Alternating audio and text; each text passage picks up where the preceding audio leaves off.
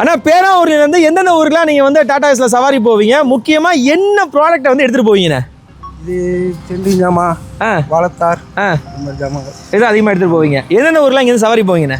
எல்லா ஊருக்கும் போவோம்.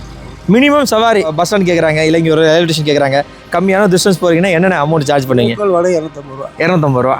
நிறைய நாங்கள் வண்டிகளில் பார்த்தோம் தேங்காவை எடுத்துட்டு போயிட்டு இருக்காங்க.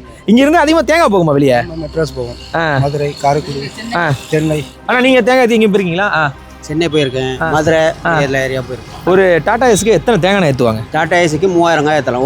உரிச்சக்கா மட்டக்கானா 800. நம்ம ஊர்ல இருந்து அப்படியே இப்போ ஒரு விவசாயிட்டு இருந்து வாங்குறோம் அப்படின்னா என்ன ரேட்னு வாங்கலாம் தேங்காய்? விவசாயிட்டு இருந்து இப்போ 26, 27 போகுது. ஓ, அந்த ரேட்டு போகுது. விவசாயிட்டு இருந்து வாங்குறதே வா? ஆமா. ஓ, அப்படியா? நீங்க பண்ண வச்சிருக்கீங்க? தோப்பு வச்சு. தோப்பு வச்சிருக்கீங்க. எத்தனை மரம் இருக்கு தோப்புல? ஒரு 150 மரம் இருக்கு. பா, சூப்பர். அதுல இருந்து எடுக்கிறதெல்லாம் எந்தெந்த ஊருக்கு அனுப்புவீங்க? நம்ம வியாபாரிகிட்ட கொடுத்துட்றது. என்ன ரேட்டுக்கு நான் கொடுக்குறீங்க? 27, 28 மார்க்கெட்டை பொறுத்து இருக்கு. ஓகேண்ணா, தேங்க்யூண்ணா, தேங்க்யூண்ணா.